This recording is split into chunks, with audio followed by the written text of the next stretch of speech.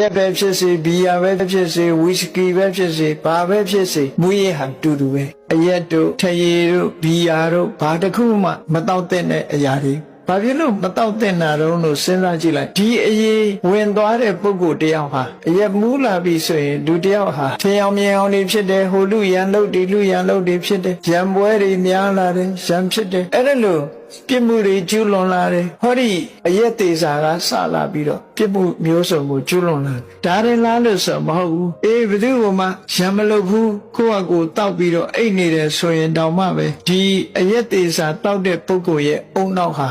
တဖြည်းဖြည်းချင်းမကောင်းတဲ့ဘက်ကိုရောက်သွားပြီးသူဟာတိုင်းပြည်အတွက်ရောမိသားစုအတွက်ရောလူမျိုးအတွက်ရောဘာမှတန်ဖိုးမရှိဘဲနဲ့ဆံကုန်မြေလေးအလကားလူတယောက်အသုံးမကျတဲ့လူတယောက်ဘဝကိုရောက်သွားစီသူ့အတွက်လည်းကြည့်လိုက်မယ်ဆိုလို့ရှိရင်မူရစ်နေတာနဲ့ပဲအသိဉာဏ်တွေကဆုံးရှုံးသွားဒါကြောင့်မို့လို့ဆုံးရှုံးနစ်နာမှုကိုဖြစ်စေတတ်တဲ့